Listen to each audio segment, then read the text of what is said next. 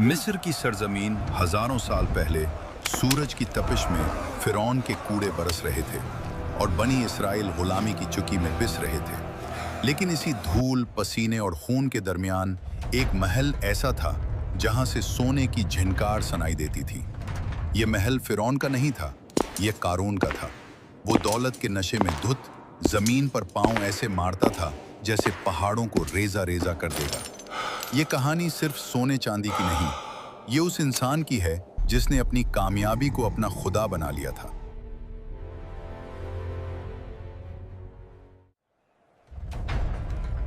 अगर आप इस दौर में होते और कारून के इस महल के बाहर खड़े होते तो आपकी आंखें एक ऐसा मंजर देखते जो अक्ल मानने से इनकार कर देती। कारून के खजाने किसी तजूरी या कमरे में बंद नहीं थे, बल्कि उसके गोदामों का सिलसिला हद्दे निगाह तक फैला हुआ था। कुरान करीम एक ऐसा नक्शा खींचता है जो इंसान को हिला कर रख देता है। हमने उसे इतने खजाने दे रखे थे कि उनकी कुंजियां उठाना एक ताकतवर जमात पर भी भारी था। जरा तसव्वुर करें, सिर्फ चाबियां, खजाने नहीं, सिर्फ ताले खोलने की चाबियां। तारीख की किताबें बताती हैं कि जब कारून सफर का इरादा करता तो 60 से 70 ताकतवर खच्चर या पहलवान सिर्फ वो चाबियां उठाने पर मामूर होते। जब चाबियों का ये आलम था तो उन तालों के पीछे छुपे सोने, हीरे, जवाहरात और देव हैकल खजानों का आलम क्या होगा। कारून के पास वो सब कुछ था जो एक इंसान को पागल बना सकता है, और वो पागल हो चुका था। असराफ देखो, ये सब अल्लाह की नेमतों में से है, फिर भी वो उसे जमा करता है। बेशक हारून बनी इसराइल का ही एक फर्द था। एक दफा कौम के कुछ दर्दमंद और अक्लमंद लोग उसके पास गए।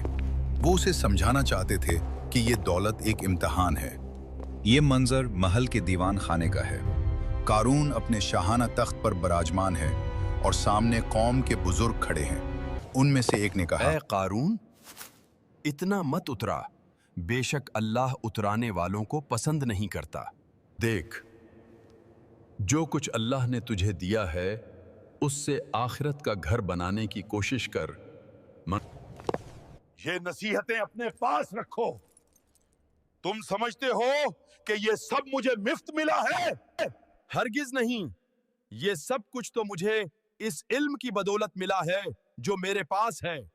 ये मेरी मेहनत है, मेरा हुनर है।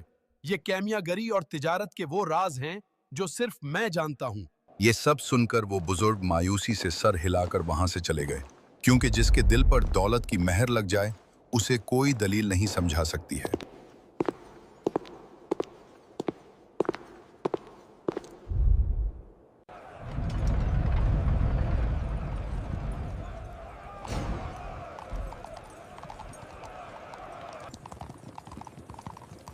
महल के दरवाजे खुले।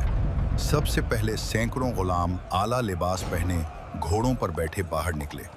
ये बेहतरीन अन्नस्ल घोड़े थे जिनकी जीनें सोने की बनी हुई थी।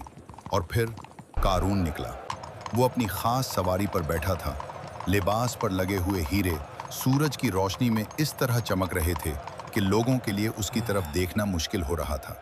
बनी इसराइल के गरीब लोग जो फिरौन के जुल्म से पसे हुए थे, सड़क के किनारों पर खड़े ये मंजर देख रहे थे। उनके चेहरों पर हसरत थी, दिलों में दुनिया की मोहब्बत जाग उठी। शैतान ने उनके दिलों में वसवसा डाला। काश हमारे पास भी